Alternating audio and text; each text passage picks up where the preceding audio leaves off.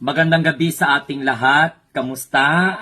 Sana'y nasa mabuti kayong kalagayan. Ang ibabalita ko po sa inyo ay kalat na sa social media. Pero ang iba dyan, hindi pa rin makapanipaniwala and pilit pa rin no, na hindi sinusuportahan ang mga ganitong klaseng mga resulta ng maayos na pakikipag-usap no, ng ating gobyerno sa pamamagitan po ng Department of Foreign Affairs. Kasi ang breaking news na ito talagang bumulaga, hindi lang po sa atin kundi sa buong mundo, na ang Iran government ginagarantiya nila na safe or ligtas na makakadaan ang Philippine flag vessels sa Strait of Hormuz. Alam naman natin na medyo delikado po ang Strait of Hormuz. Diyan dumadaan yung mga tanker, mga barko na labas-pasok po sa Middle East or particularly malapit po dyan sa Iran. So yung Strait of Hormuz na yan ay kontrolado ng Iran. Pero dahil po sa resulta, maayos na resulta, nagkaroon po ng tinatawag na significant diplomatic breakthrough itong pag-uusap ng Pilipinas at ng Iran.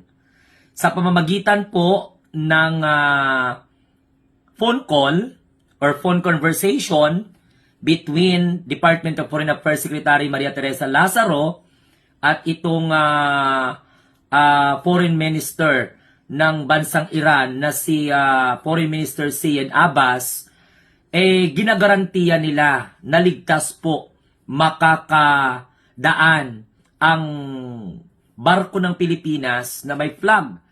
Kasi hindi lamang po energy supply ang dala, pati na rin po yung mga fertilizer at kung ano-ano pa. And syempre, ligtas din na makakadaan yung ating mga kababayan na mga marino o mga seafarers. Mahirap po ang dumaan sa Strait of Hormuz. Isang makipot na lagusan na kung saan ay kontrolado ng bansang Iran. Pero sa ganitong development, no, na resulta ng mabungang pakikipag-usap ng dalawang panig sa isa't isa, nagkaroon po sila ng confirmed agreement. Nakuha nila yung tugatog ng tagumpay na, of course, high-level phone call yung ginawa. Ngayong araw ito April 2, 2026, between the Philippines and Iran. So congratulations, malaking bagay ito na yung mga barko galing ng Iran pwede pong makalabas gamit ang Strait of Hormuz na magdadala ng energy supply para po makagalaw ng maayos ang presyo ng energy supply dito sa ating bansa. Yan ay maayos na relasyon, bilateral relationship between Iran and at the same time Philippines.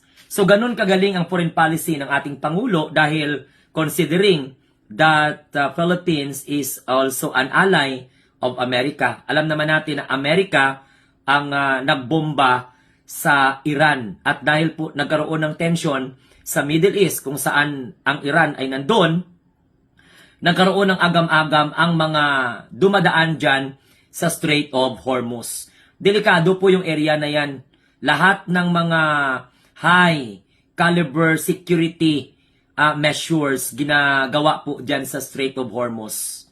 So apektado po ang mga 40% ng mga produktong galing Middle East. O particularly ang energy supply kapag isasarado po yan.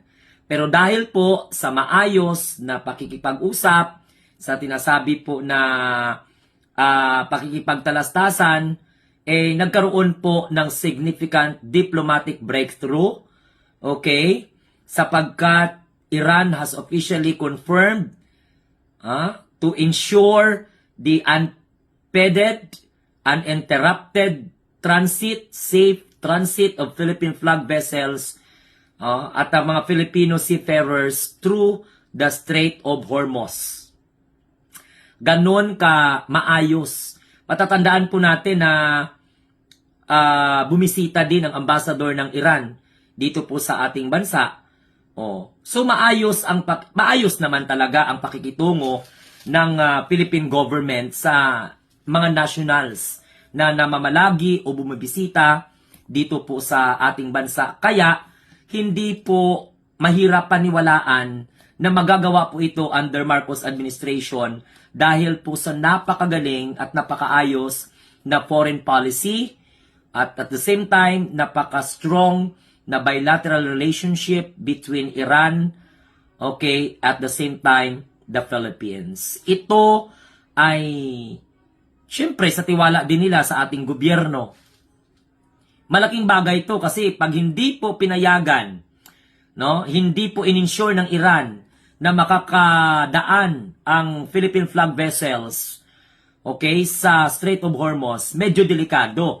Maaring tamaan ng missiles, maaring tamaan ng kung ano-ano pang mga armas pandigma, but because monitored ang galaw ng mga barko dyan sa Strait of Hormuz, ma-identify na, hindi natin ito bombahin, hindi natin ito girahin, hindi natin ito saktan dahil ito po ay barko ng Pilipinas kasi mayroon pong Philippine flag. Yon ang magandang maidudulot niyan. So, ang ating mga Filipino seafarers ay hindi na po sila mga ngamba, bagkus maayos ang kanilang pagdaan sa mapanganib na bahagi ng Iran at Middle East, ang Strait of Hormuz. Makipot po yan. Diyan dumadaan ang mga tanker, diyan dumadaan ang mga barko, labas-pasok po sa Middle East. So good job. Congratulations sa Department of Foreign Affairs. Siyempre sa ating gobyerno din dahil malaking bagay na kapag maayos, mapadali ang paglabas, ang pagdaan ng barko, lulan ng energy supply papunta ng ating bansa, may apekto po yan sa galaw ng presyo ng mga energy supply po natin. So good job! Congratulations sa ating gobyerno and sana tuloy-tuloy. Isa pa ay yung congratulations din dahil nakabili po ang ating gobyerno ng energy supply from Russia and of course America at marami pa po yan dahil ang Pilipinas naman is friends to all, enemies to none. Ganon po katibay at kagaling ang foreign policy ng ating Marcos administration. Hindi po mahirap makipag-usap sa foreign country dahil po sa kalang issue of trust and at the same time confidence.